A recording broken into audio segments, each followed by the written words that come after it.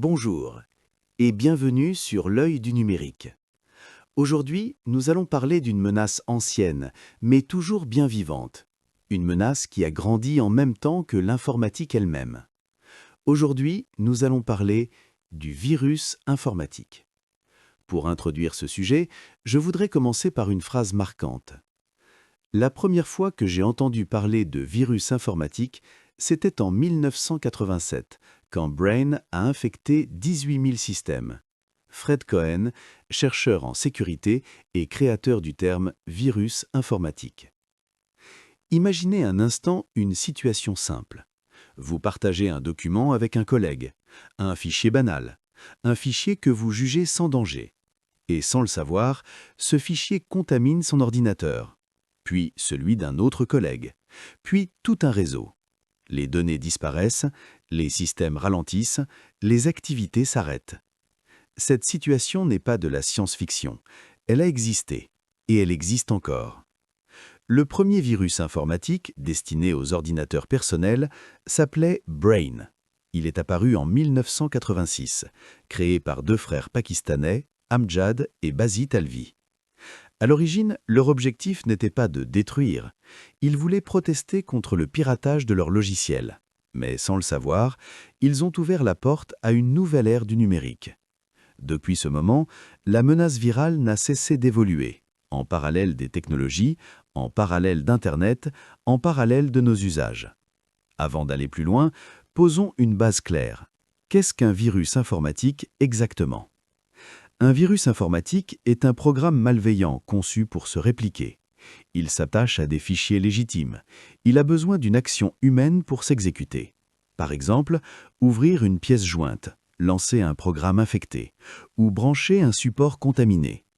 C'est ce qui le distingue d'autres malwares, comme les vers, qui peuvent se propager sans intervention directe. L'analogie avec les virus biologiques n'est pas un hasard. Comme eux, les virus informatiques infectent des hôtes. Ils se propagent et ils peuvent provoquer des dégâts considérables. En général, un virus repose sur trois éléments essentiels. D'abord, un mécanisme d'infection. C'est la méthode qui lui permet de chercher de nouvelles cibles. Ensuite, un déclencheur, une condition précise, une date, une action, un événement. Et enfin, la charge utile. C'est là que se trouve l'impact réel. Vol de données, destruction de fichiers ou ouverture d'une porte vers d'autres attaques. Il est intéressant de noter que ces idées ne sont pas nouvelles. Dès 1949, le mathématicien John von Neumann théorisait déjà les programmes capables de s'auto-répliquer, bien avant l'existence des virus réels. Pour comprendre comment nous en arrivons là, faisons un rapide voyage dans le temps. Dans les années 70, les premiers programmes expérimentaux apparaissent. En 1971, Creeper voit le jour sur ARPANET, l'ancêtre d'Internet. Il ne détruit rien, il affiche simplement un message provocateur. À cette époque, on explore, on expérimente, on teste les limites. Dans les années 80, les choses deviennent plus sérieuses. En 1984, Fred Cohen utilise officiellement le terme « virus informatique » dans ses travaux universitaires. Puis, en 1986, Brain apparaît, et avec lui, les premières véritables infections sur PC. Dans les années 90, les épidémies se multiplient, les antivirus apparaissent, la guerre commence. Puis arrive Internet. Les années 2000 marquent une explosion. En l'an 2000, le virus I love you se propage par email, un simple message, une fausse déclaration d'amour. Résultat, des millions d'ordinateurs infectés, environ 10 milliards de dollars de dégâts selon les estimations. En 2008, Conficker crée l'un des plus grands botnets de l'histoire, avec plus de 10 millions de machines compromises. Puis, dans les années 2010, le cybercrime s'organise. En 2017, WannaCry et NotPetya frappent le monde entier. Des hôpitaux paralysés, des entreprises à l'arrêt, des États touchés. Selon de nombreux rapports, NotPetya a causé à lui seul plus de 10 milliards de dollars de pertes. Et aujourd'hui, nous sommes entrés dans une nouvelle phase. Les virus modernes ne ciblent plus seulement les ordinateurs, ils ciblent les chaînes logicielles, les objets connectés, les systèmes industriels et désormais l'intelligence artificielle.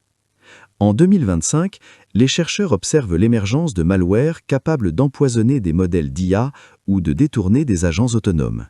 Une attaque invisible, mais aux conséquences profondes. Concrètement, les virus prennent aujourd'hui plusieurs formes. Certains infectent le secteur de démarrage d'un ordinateur, le rendant inutilisable. D'autres s'injectent dans des fichiers système critiques. Certains se cachent dans des documents Word ou Excel. D'autres encore modifient leur code à chaque infection pour éviter toute détection.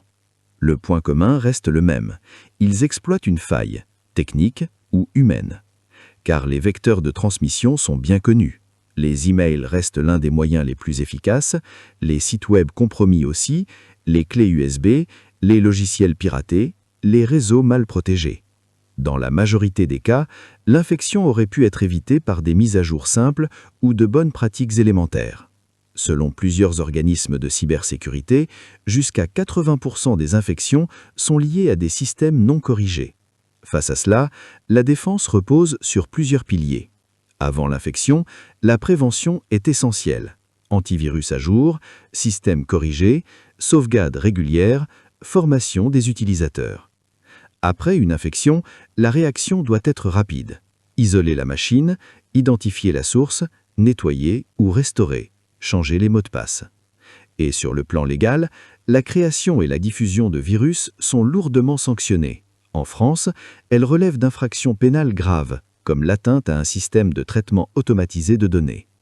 Des plateformes comme cybermalveillance.gouv.fr ou les CERT nationaux accompagnent aujourd'hui les victimes. Pour conclure, les virus informatiques ont parcouru un long chemin, des expériences universitaires aux armes numériques modernes. La menace ne disparaîtra pas, mais notre capacité à nous défendre, à comprendre et à anticiper peut faire toute la différence. La cybersécurité repose sur la vigilance, la formation et la responsabilité collective. Merci d'avoir regardé cette vidéo.